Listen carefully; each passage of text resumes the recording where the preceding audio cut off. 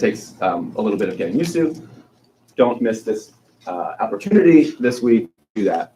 So I'm just going to force you to do it again right now, and you're going to contemplate the following thing.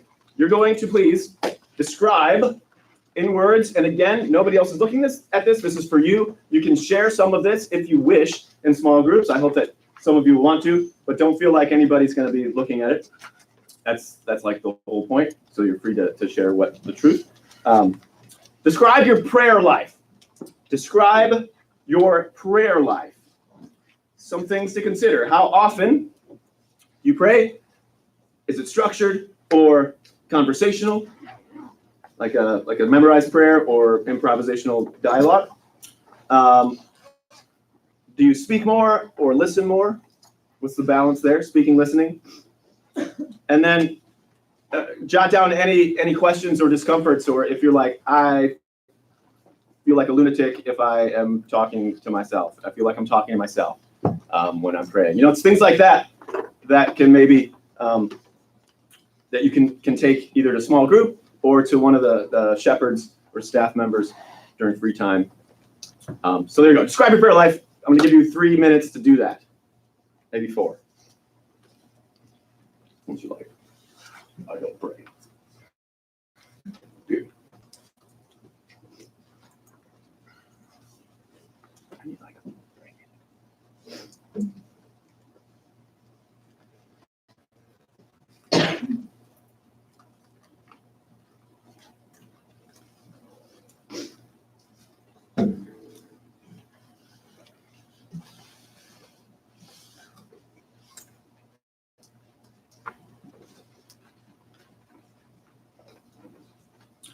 people are describing their prayer life. See if you catch that.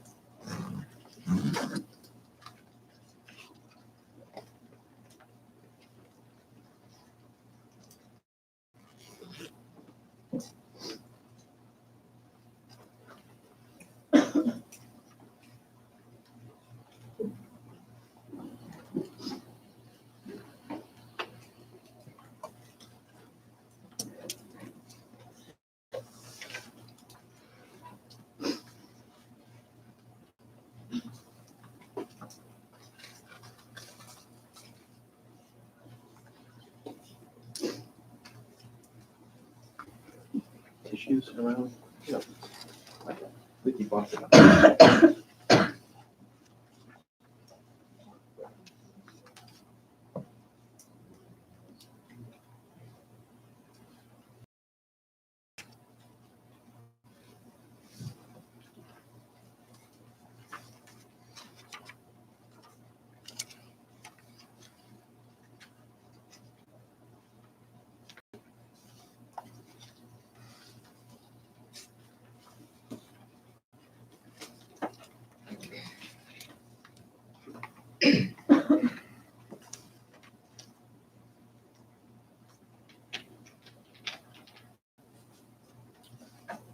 Raise your hand if you still would like 60 more seconds.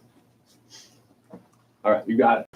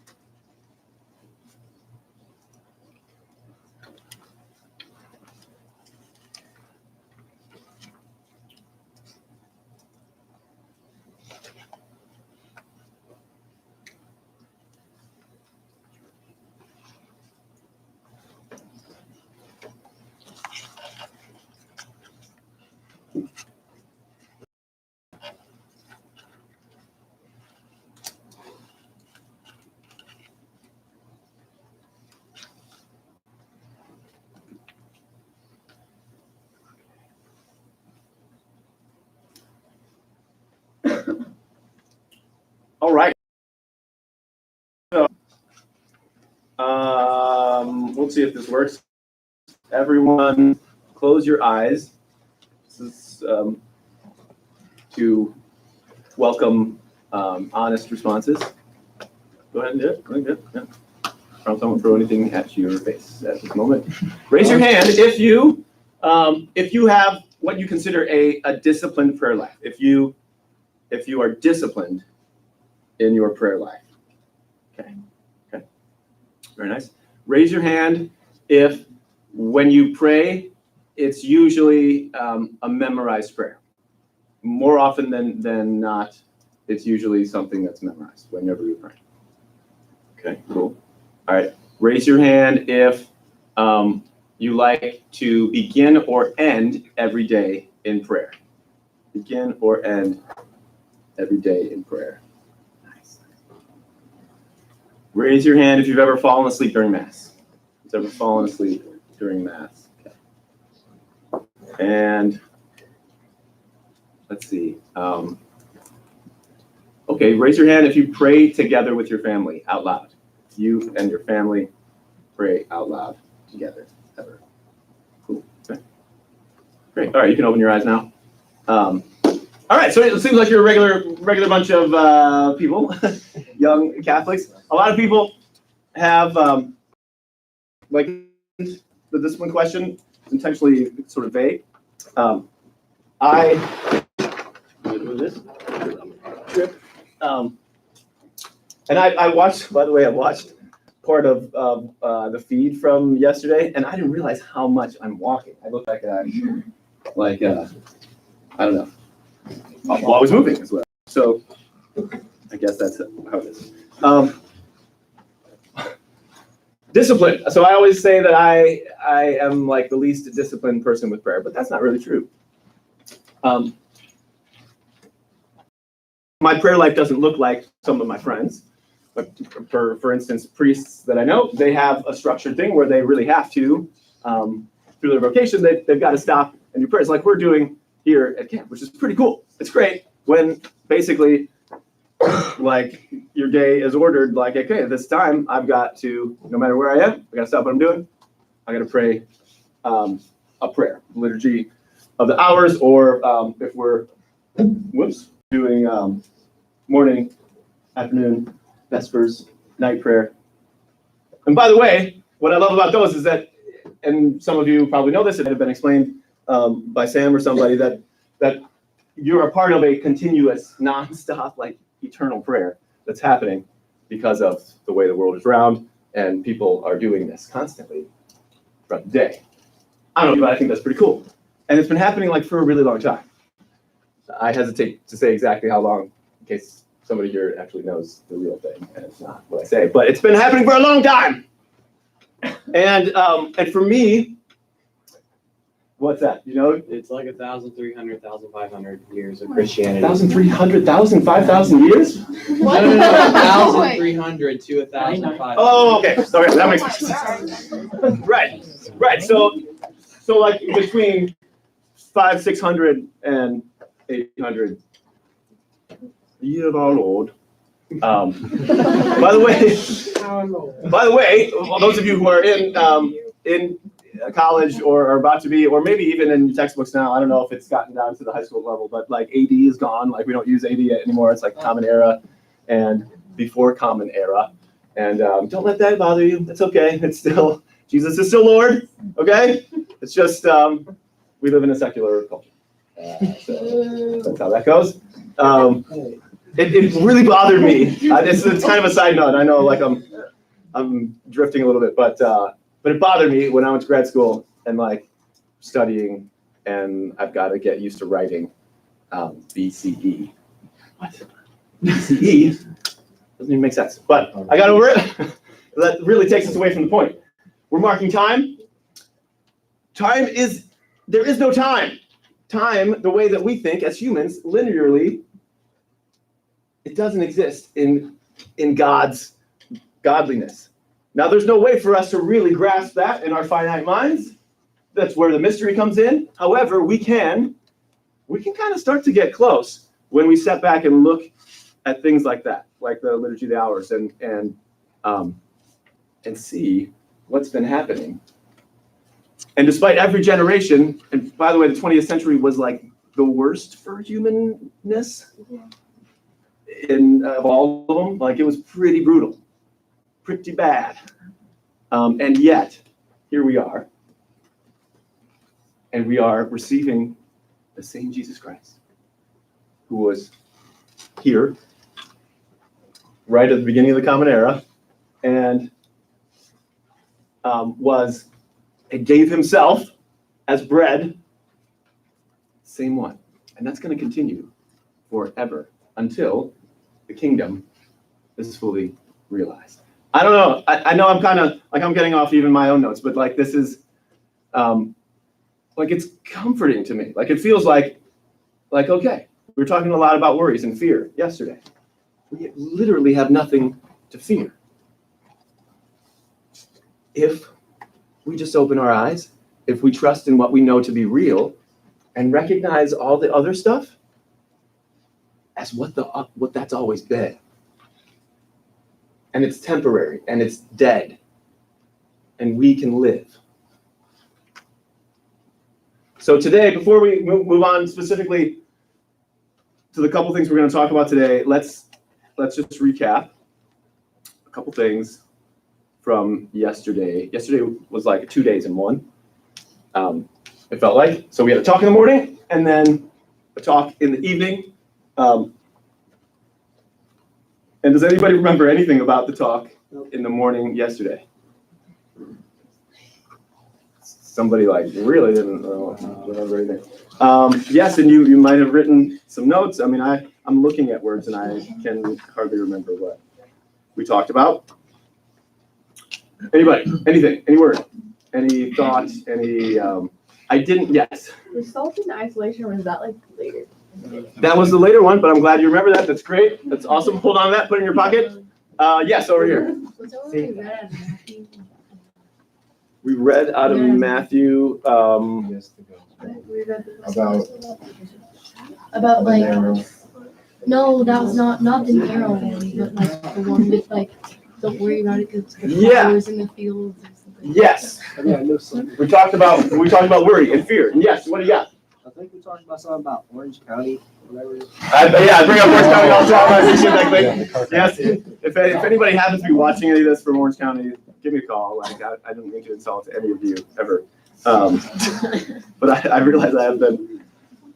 We talked about being sent forth. I didn't ever say that phrase, which I regret because that was sort of the theme. It's the idea that we are sent, that we are going forth, that we are taking something out into the world, and that the antidote. I talked about paradox, and I was like, everything's a paradox, and like, wow, isn't that great?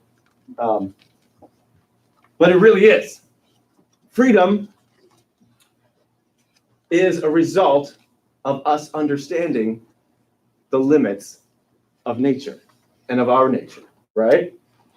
And freedom exists when we stop thinking about ourselves and go out and help somebody else, right? Today I heard, I was disappointed that I wasn't able to be there myself. I look forward to being wherever we're going to be tomorrow for at least a portion of the day. But what I was really not surprised, but really excited to hear that today was a really good day for this group.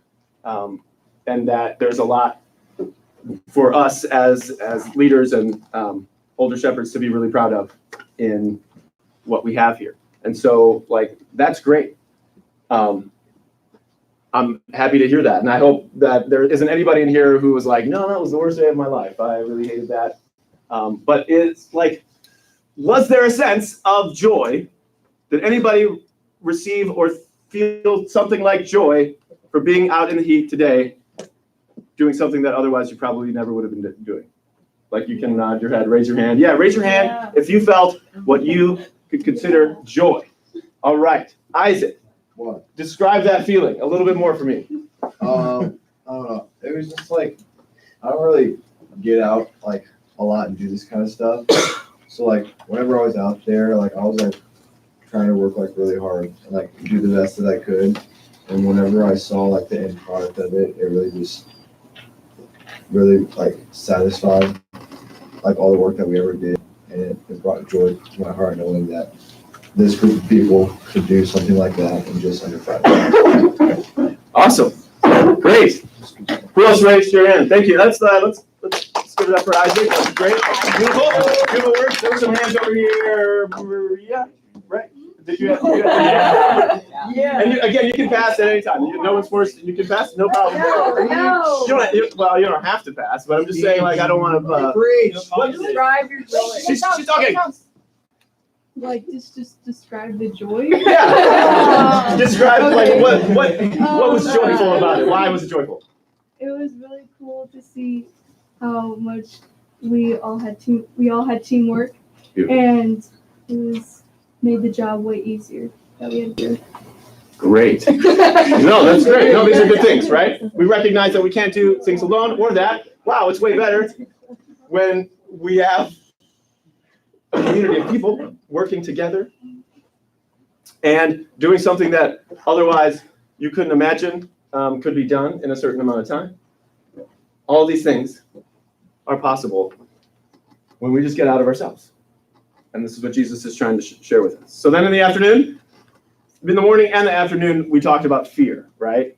And I know that there are many people in this room who can relate to me in that I worry too much and I have anxiety. By the way, everybody does. Even Michael Nations, it worries. He's got to worry about something at some point. Is he here? He's here. All right. He claims to not be afraid of anything, but ask him about that because I'll have to.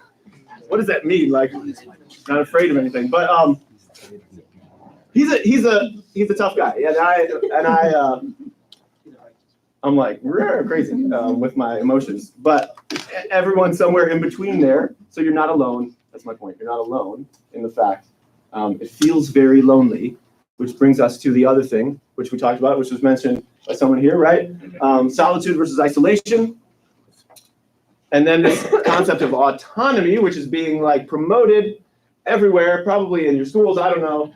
But it's viewed as like, here's the highest moral good is if you are your own lawmaker unto yourself. You're your own God, essentially. Like almost literally. Like that's what we're promoting as our highest. Takes us all the way back to the very beginning of the Bible. And so in obvious ways, like the world is not going to be the place to find relief, right? Our secular culture just doesn't have it. And it's really easy when we drift away from this community, when we are kind of isolated, we're kind of drifting off. Because people, your friends, my very good friends, who don't understand exactly what I do and who do, and they see the arguments and they just buy right into it and it's like, yes, it is better to protect a woman's health than to worry about if it's a real person or not, or it's better to just like not freaking like get in other people's business, why don't you? Or whatever. This idea of love, which really is just not trying not to bother anybody or not. I say like to not make people feel bad, but it's really just like I just don't care. I just really don't care that much. So leave me alone. Let me do my thing. And which is why that gate that we talked about and heard about in the gospel yesterday, that's why it's narrow. It's not narrow because there's a God up there who's like shooting lightning bolts at people and being like, nope, you don't make the narrow gate. Like, it's just too narrow. Bam, bam, bam, bam, bam. And like, or just like swiping everybody, off.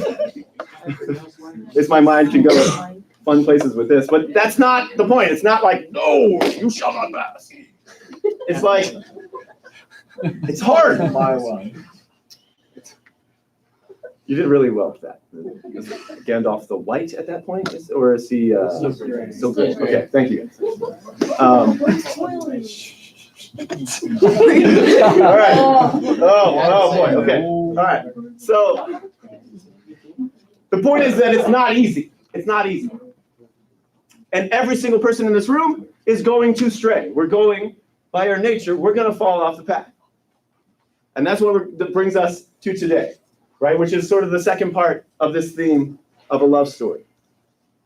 Is that we are in the midst. We are in a story about us, a story about me,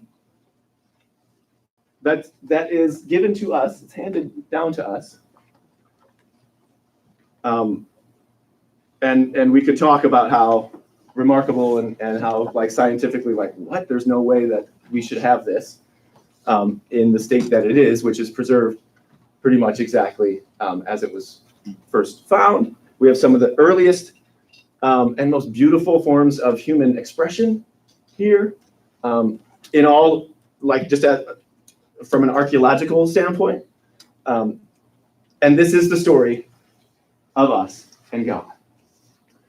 The story's full of some really kind of wacky stuff. I know I'm probably more excited than most people in this room about it because it's like super exciting and I like good stories. And there's a bunch of good stories, especially in the Old Testament. Like stuff I never would have imagined because I never really had anybody that excited about it to say. But we have stories of kings, of like kings who are still looked at as like King David is still kind of like the man, but he doesn't come out like all that good all the time, right? If you don't know, that's okay. Go ahead and read. Read in Kings. Read in other books that David is in. Yeah. Right. His name is attributed because he was like the man. So it begins, and I know many of you have heard this a couple times already, so I'm just going to quickly go through. We don't have all day to talk about the covenants. First of all, covenant. Who remembers from when I talked about this 2 weeks ago, the difference that I made between a covenant and a contract? Okay, so if we're talking about a covenant, it basically involves an agreement, right? But so does a contract. How's a covenant different from a contract? Yes. Covenants can't be broken. Covenants can't be broken. What do you mean by that? Well, even like, so say the Jewish people, they kind of broke the covenant on their end, but it's still intact because God didn't break it on his end. Okay, all right, I'll buy that. That's good. That's good. Good answer, yes. Okay, so I don't know what you said, but isn't it like, isn't it like covenants are like passed down to their children?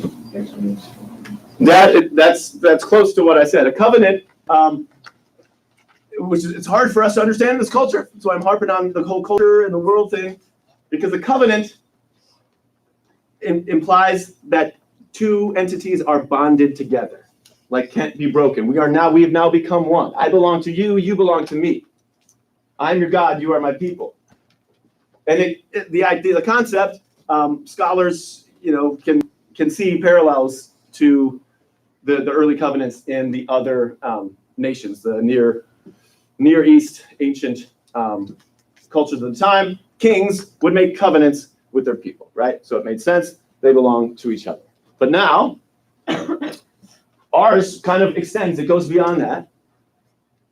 Because throughout time, we have this God who enters into covenants, and the people keep straying, right? There's something happens. They can't ever seem to get it right. And I don't know, I maybe have a nerdy sense of humor or something, but I think some of it can be pretty funny. Like when Noah, does anyone read like in Genesis the bit right after like the rainbow part? What? It's okay if you don't. You can be like, I don't remember exactly, but Yeah, I don't remember exactly. But then like Noah's sin and then his son's sin. Yeah, it gets a little weird actually, but I'll read it. But he gets wasted. He gets drunk on wine, passes out, and then some stuff that is a little bit like, what did you really mean? What did you mean happened there? Involving behavior, involving like these guys are like animals. What the heck happened here? They're supposed to be the saving people of the whole like human race, right? Read it. It's very interesting. And we're now we're not in middle school anymore, so we can kind of like talk about what's you have the access to even when you are in middle school. People, it's like, oh, because you keep seeing this over and over again. We're not being told in here that we're supposed to be perfect. In fact, it's kind of the opposite. We're being told that, like, oh yeah, God knows who I am. He knows that despite like this really wild, dramatic situation in which we were saved, like that we might act like idiots like the next day. So really quickly, the major covenants that we look to as Catholics, starting with Adam and Eve, and basically the relationship that humans have with God, with the creator of everything that separates us from all other life forms. And then we know what happens. We have free will. And so because Eve had that little bit of doubt sown by the serpent, was like, yeah, sure. Tree of good and evil. We should be able to eat that too. Like, why would he want us to not have that? And so there we have the explanation of us and where we are today, exactly where we are today.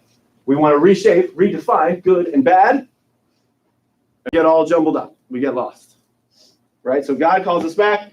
We have Noah. This is the next covenant, the rainbow. Everybody loves that. As kids, I remember the cartoon version of the full flood and everything. Those things stick in your mind. And so the rainbow, every time we see a rainbow, we can have that connection with God. Like, oh yeah, okay, so he's not going to vengefully wipe out, or like in some, the way that it's sort of spelled out here is like, oh man, whoops, can I get a do-over? I did a mistake on that one. Let's just wipe out all of life, except for 2 of every animal. And I don't want to do that again, because I love what I made. I love what I made. So I'm not going to do that again. And then we have Abraham, who I was going to spend a little bit more time on this, but the parallels between Abraham and Isaac and God the Father and Jesus Christ, not coincidental. We look to Abraham as the patriarch, as the one we heard about today in the first reading. Right? Who did the first reading? I did. Wonderful job, by the way. Thank you. Great. Yes. And so, what was the analogy, the metaphor about the numbers of? And Father kind of went on about that. The stars, right? Your descendants will be as big as the stars. He's another interesting character if you like good stories, with Hagar and Sarah and Ishmael. Wow, like so interesting. It really is. Drama. Anyway, he stands up to the test. God says, "Okay, you're gonna have to sacrifice." After all this stuff, like what we heard about today, he has a son, and then he's asked to kill him, to offer him as a human sacrifice, which to us today seems like really bizarre and extreme. And it was, believe it or not, it was a practice of cultures to do that. So it wasn't that strange, but it still was a big deal. It's not like it wasn't a big deal. It was a big deal like, oh man, this was like, okay, God, well, I trust you, so here we go. I guess there's a good reason to do this. And then we know what happens. God was like, nope, time out. Just kidding. Gotcha. No, really, he was like, oh, okay, well, we're still good. We're still good here. We move on. We've got Moses. And Moses frees people.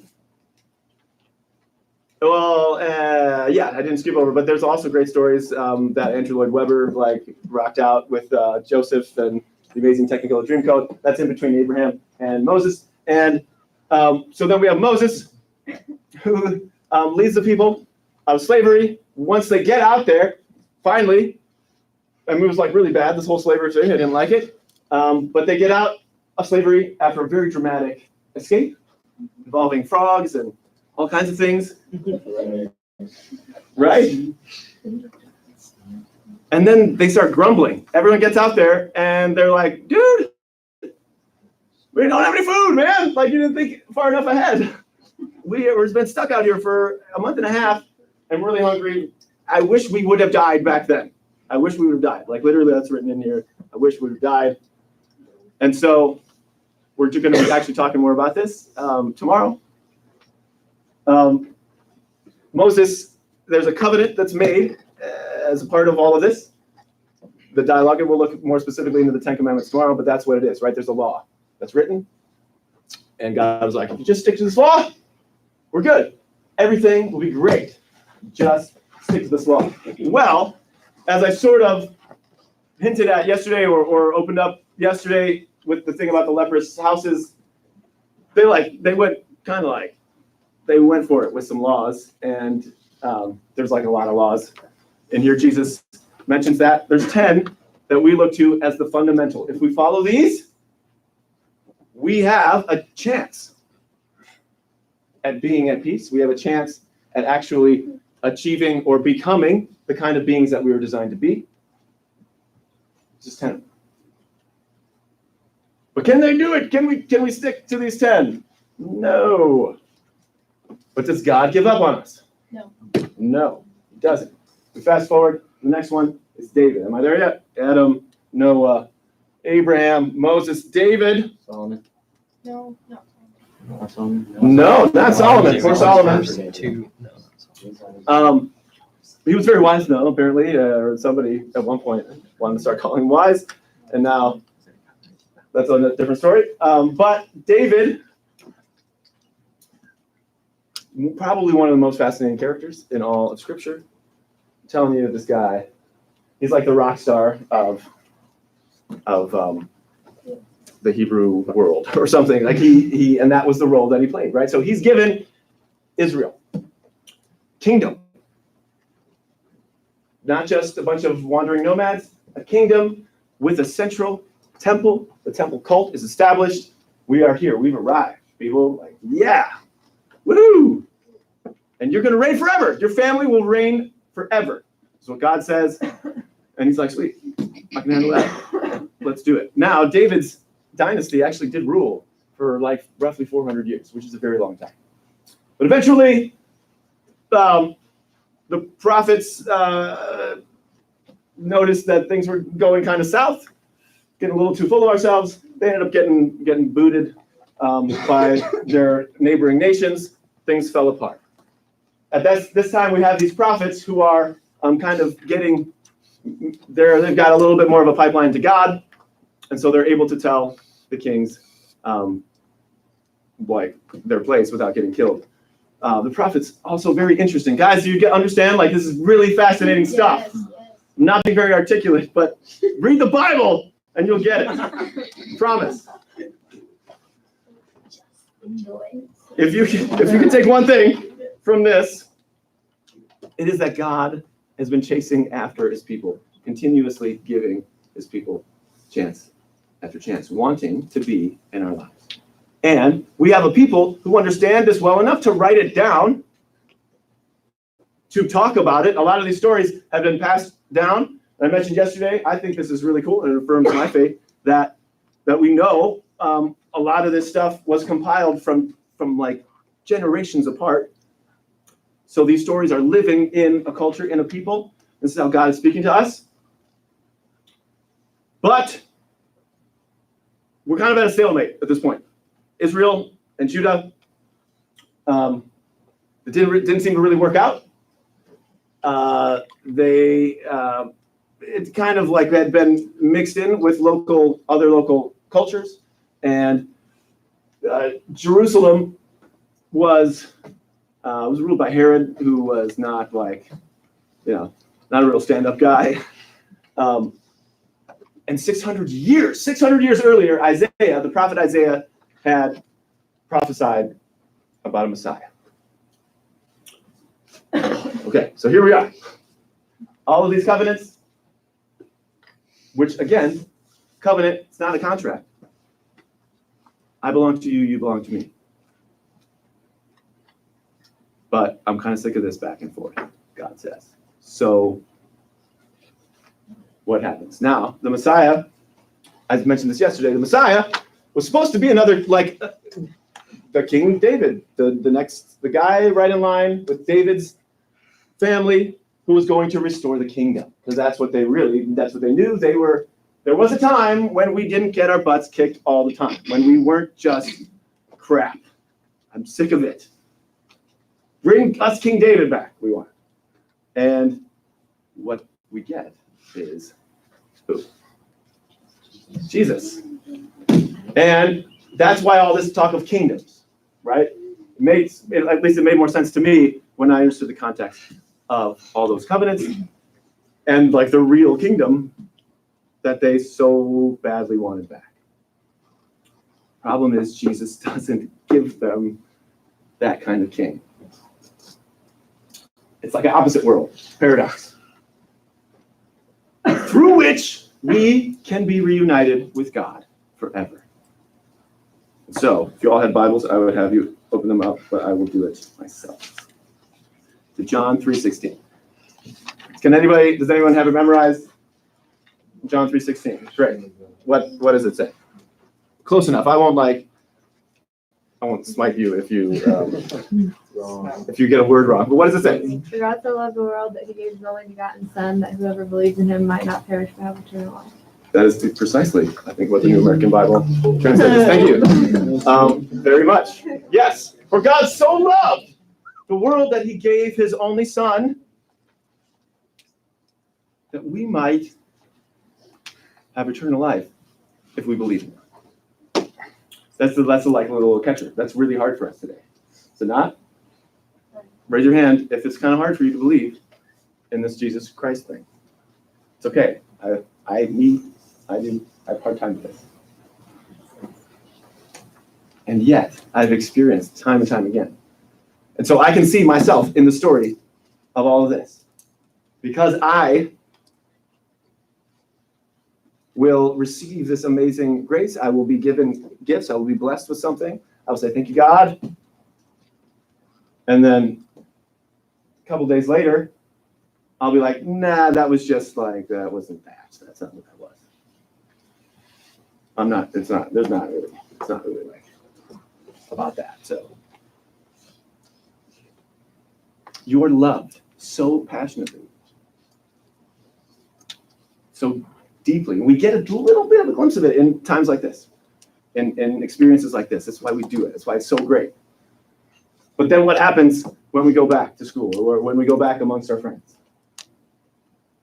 And so start thinking about that even now. Like, okay, this is real. There is a God. I'm not him. But there is a God who actually is talking to me here. Like I've heard something, or I've felt something, or I've noticed something that can be only explained in one way. That like the few things I can decipher out of this guy who's walking really fast back and forth, like, might be true. And that God is real. And love is real. And so, wow, little shirt thing. I thought it was so slick to put this love story shirt up. Today we're going to look. We're going to finish. We're going to start wrapping things up by. How cool is it? To me, it's very cool that today's psalm was that the Lord remembers His covenant forever. I won't play it for you right now, but it's just another reminder to me that yes, God is speaking to us through Scripture. I want to look at the Gospel of Matthew 7:15-20, and my trusty lectionary thing is at my office at home, so I have to flip through this book. 7:15-20. I'm going to paraphrase it right now. It's about good fruit and bad fruit. Right? Good fruit, bad fruit. A rotten tree can't bear good fruit. A tree can't bear rotten fruit. Very good. Okay, so what do you think that means, Lucas? I mean, like you gotta walk the walk, kind of thing. Okay. That's what I get from it. I think that's a good way. That's a good way to take it. Yeah. Maybe it's like the teaching of someone who's bad, maybe like a Hitler type person, they're bad. So everything that they teach or everything that comes from them or results from them is bad. But if you take someone good, like John Paul II, like he's good. So everything that results from him is good, like his fruits. Okay. Makes sense. By the way, Hitler is real easy. He falls into the category of like, if we're gonna point a finger at somebody evil, there was this guy Hitler. But here's maybe a problem with that. Do you think that it might have even been possible to save Hitler? Yes. Right. Yeah. So that's what can be a little tricky about this discourse, like when we had one yesterday, like about the narrow gate, wide gate. Good fruit, bad fruit. Don't get too caught up on being like, that one's a bad tree. I know. He's a bad one. It's got hell written all over it. Because then we do too. Like, that automatically puts us there, right? So what are we called to do? How can we, brings us back to just love everybody. It's not easy, but we're going to love everybody. We're going to finish here. The good fruit, bad fruit thing, it ties into a covenant, an example that we have in our sacraments. All of this, by the way, goes into our sacramental life, how we receive the presence of God literally through the sacrament of Eucharist and through Holy Communion. Everything, it's the source and summit, right? So we climb this mountain through our lives to reach this peak, and it flows with us through in this cycle. And the sacrament of marriage is viewed as a sacrament in service of communion, it's a sacrament of service. It's one that I'm not going to drone on too long about now, but it's my opportunity to understand any of this in action. Yesterday and this whole week, we're realizing that faith is not something that we just sit and listen and contemplate and try to memorize things. And so some people whose minds work that well, like they get it, and other people's minds who work in different ways. No, all of us are meant to get this, and we get it through action, through the reality of living. And so marriage, for me, has been that, like, and it continues to be, like, to the minute, and my entire life. It's so beautiful. And I shared that week, 2 weeks ago, kind of little bits of our story. When I met Brooke, and how beautiful is this? I just spoke with the priest who was the priest that happened to be close enough in my life that I could reach out to him a few months before I ended up meeting Brooke. And I was at a really low place. I was 26 years old. I was at a real kind of crossroads in life. I had had a few years of this really fascinating and fast climb up a corporate ladder, and I'd been almost like, I turned down a lot of money to basically be poor and lost, but because I wanted to be a musician, and I didn't really like it. I didn't enjoy going to work every day. I was good at certain things, and that was fun, but I didn't like it. And so I quit. And there were other things in my life that were very chaotic. And so I was at this point in Chicago, able to collect unemployment, which was done in kind of like a weird, devious way. So I didn't feel good about that. It involved everybody being a little bit dishonest so that I could just get money. I felt kind of like lost. I think that's the best way to look at it. So there was this guy, Father Biber. He was the pastor at my parents' church in Virginia Beach. I'm living in Chicago. I'm not really practicing my faith, but whenever I see my parents, I respect them enough, and I really didn't have a problem going to mass, so I would. So that was a thing that we would talk about. So there's Father Biber, who I had met previously when I quit the job in a kind of a dramatic way, and ended up in Virginia Beach for 6 weeks. Father Biber came over to our house to have dinner. That's how we met. I just spoke with Father Biber on the phone today. How cool is that? Oh. So I emailed him that summer, and it was just kind of like, I'm just thinking about some things, got some questions, would love to hear what you have to say about it. And his response was, I don't like to talk about these things via email. I find, in voice is a better way. But instead of saying like, hey, give me a call, again, I'm in Chicago, he's in Virginia, and he's like, I got a vacation coming up. I'm going to a friend's little house in the Berkshires in Massachusetts. Does anyone know what that is? I mentioned that, and I actually mentioned the wrong state last time. Okay, Berkshires. It's very beautiful. It's mountains and stuff, and it's really pretty. And he says, why don't you join me? I don't know this guy very well. I met him once at dinner at my parents' house. But I was like, yeah, okay, sure. I got nothing else going on. So I did. I took a train up to Boston, hung out with him for a day and a half, and it was awesome. It was great. And we just talked about stuff. And then I spent a night in Boston and took a train back to Chicago. I didn't get any concrete answers. It wasn't like I went out and then came back like with the, okay, now everything has been revealed. No, not at all. If anything, I had more questions.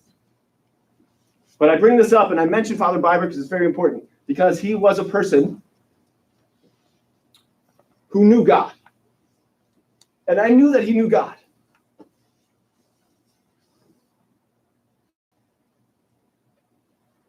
And I knew that I was meant to be more than I was. More than my life was demonstrating by my actions and my choices. I knew that there was more to be had. The world and my mind and a definition of success said one thing that I kind of probably could have had, but it didn't feel right. I didn't like it. And so now I'm like, God, what do I do? What's this thing all about, right? 2 months after that trip to the Berkshires, I met Brooke. Friends of mine who had been in a band that was doing fairly well and touring all the time, living on the road.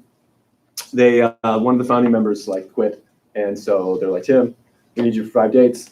And then I didn't leave for almost 2 years. On that first stint, those 5 days, one of the towns that we went to was Kansas City, and that's where I met Brooke, who is my wife today, and we have 2 children. So good fruit, bad fruit. By the way, we ended up making a covenant, and this all happened very quickly. Brooke and I, another part of our story is we didn't talk about religion. Faith is something you avoid when you're in a bar culture, when you're in an artistic culture, you just let's just kind of avoid getting too specific about things because somebody might be uncomfortable. We don't want that, right? So Brooke and I were traveling outside of the van, outside of the bus that it was an RV, so it was between a van and a bus, but we were in an RV at the time, and Brooke came up and the 2 of us were driving in her car. We passed by a wreck on the side of the road. We never talked about religion, faith, anything like that. She does the sign of the cross. And at that moment, I was like, whoa, this could be something. This could be it. This could be my opportunity to see that my life is bigger than meaningless, superficial relationships. Which, by the way, was all I had my whole life. And I had many. And they were always painful at some point. Because attraction happens, it's great. Something chemically between 2 people, that's awesome, that's great. But if it's not rooted in a covenant, in a commitment, in an understanding that, wait a minute, our lives together are bigger than just my needs or my desires, or your needs or your desires, then in fact, there's something way bigger. Creation of the universe. The power to do that exists in our covenant together. And that's what marriage is. And that's what I knew without knowing the specifics or the language. I knew that that's what was possible. with Brooke. That was 12 years ago. We got married 10 and a half years ago, February 21st, 2009, in St. Joe, Missouri, actually, at the same church that her parents were married at. And who's laughing?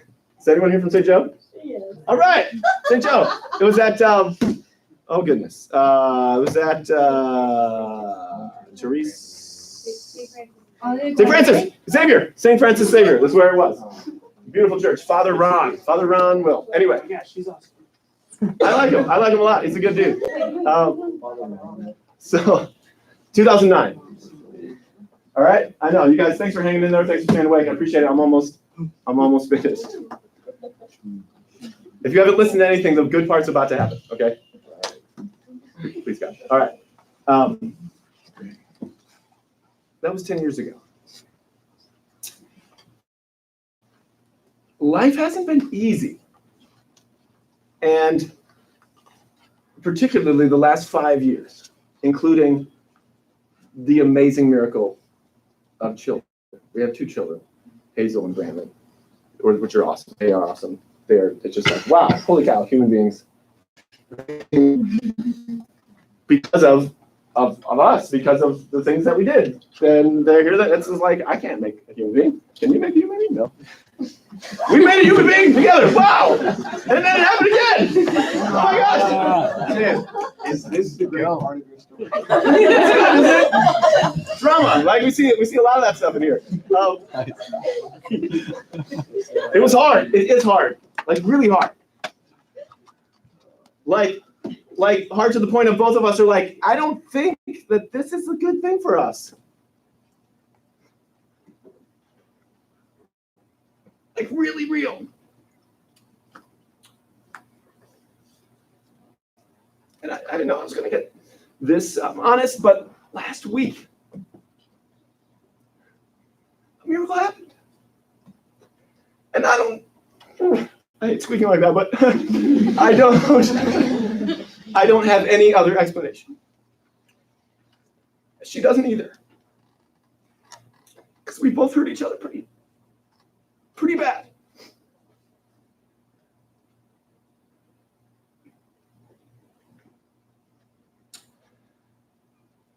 But something happened. Something changed. Something lifted that from her.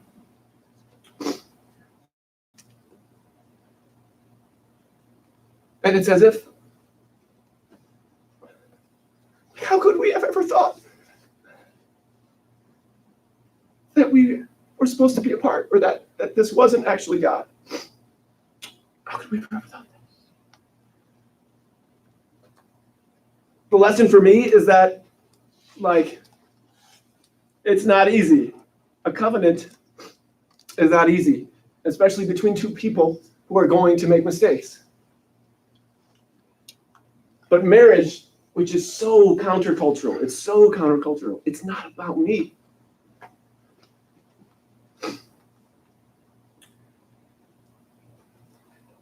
It can only be about God. And if it is, which it is, and we were able to, in the atmosphere and various circumstances of Camp Savio and the apartment, Michael knows what I'm talking about. We were able to just say, like, what?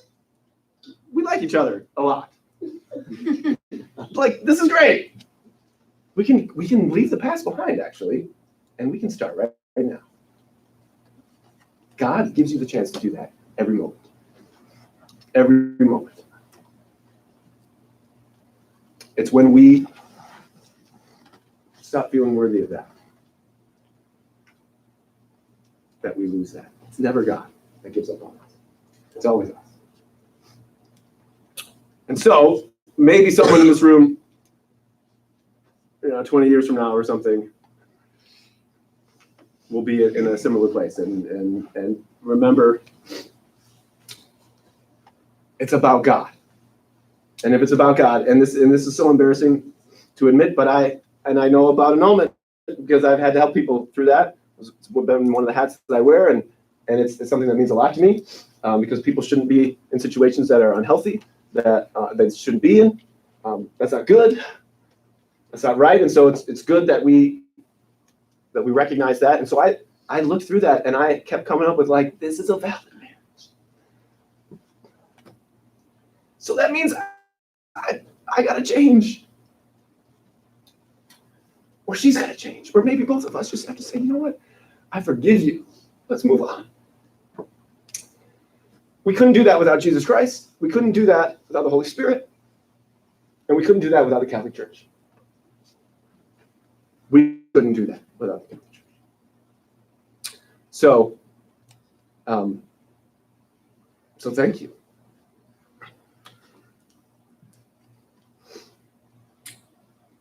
Thank you. I guess that's all. That's all.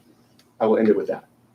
God loves you so much. You'll never really know until it's time. And I'm here to tell you that He absolutely does.